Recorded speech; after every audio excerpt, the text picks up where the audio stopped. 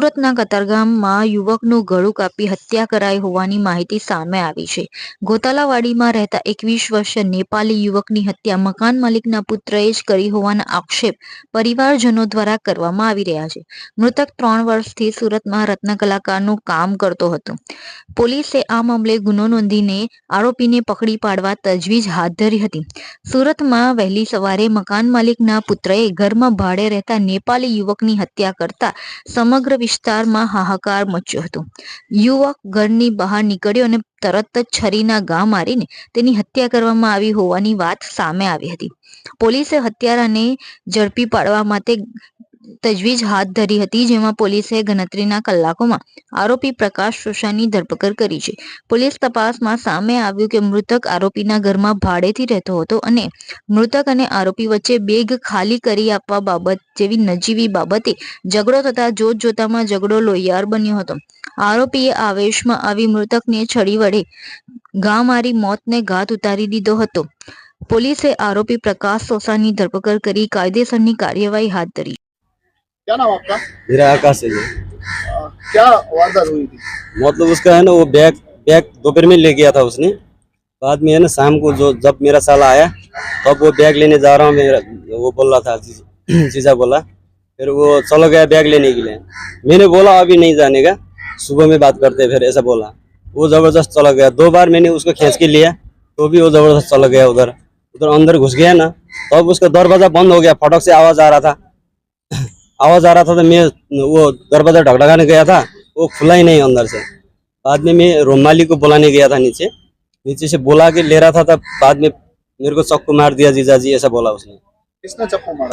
उसने ना रोमाली का लड़का ने। फिर मेरे को दिखाने लगा। हाँ, उसका प्रकाश है जो प्रकाश मारने वाला, वो है मारने वाला है जो चक्कू मारने वाला जो। और जिसका हत्या उसका क्या नाम है? किसका? वो हत्या हाँ, वो तो मेरा सरोज है, सरोज बोरा है। कितने साल की उम्र है? वो लगभग 20-21 साल का है। वो क्या काम कर रहा है? वो डायमंड में काम करता था जो। कितने साल से? मतलब अभी 3 साल से कर रहा है वो डायमंड में। क्या कारण है उसकी हत्या की? उसका कौन सा? वही बैग का कारण से हुआ था। हाँ, पुलिस ने फरियाद किया? हाँ, पुलिस ने तो कॉल ही किया था उसने। फिर अभी अरेस्ट करने के लिए हम लोग वो कर रहे हैं, बोल रहे हैं। गई काले रात्रिना 11:30 वाग्याना अरसामां कतारगाम पोलीस स्टेशनमां एक खूननो बनाव बनेल छे।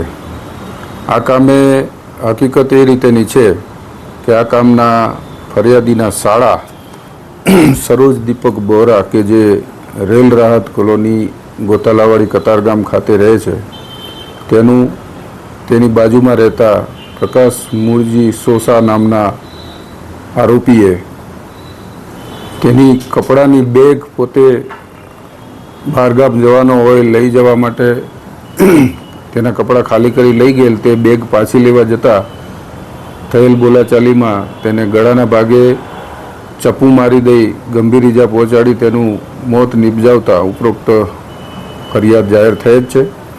જે ફરિયાદ અનુસંધાને કતારગામ પોલીસ સ્ટેશનમાં ખૂનનો ગુનો રજીસ્ટર કરી police inspector Shri BK Chaudhari નાઓએ તપાસ હાથ ધરેલ છે અને પોલીસે ખૂબ જ મહેનત કરી ગણતરીના કલાકોમાં આરોપી પ્રકાશ સોસાને પકડી પાડેલ છે અને હાલ આગળની તપાસ ચાલુ છે।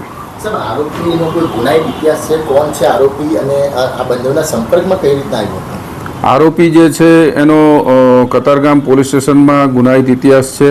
શરીર સંબંધી ગુનામાં પણ અગાઉ પકડાયેલો છે, દારૂના ગુનામાં પણ પકડાયેલો છે અને થોડા સમય પહેલાં જ 2 વાહન ચોરીના ગુનામાં પણ પકડાયેલ હતો અને છેલ્લા 2 દિવસ પહેલાં જ એ જામીન મુક્ત થઈને આવેલ હતો અને ત્યાર પછી એણે આ ખૂનનો ગુનો આચરેલ છે। સર, આરોપીનું નામ શું છે અને પોલીસે કઈ રીતે એને પકડી પાડ્યો?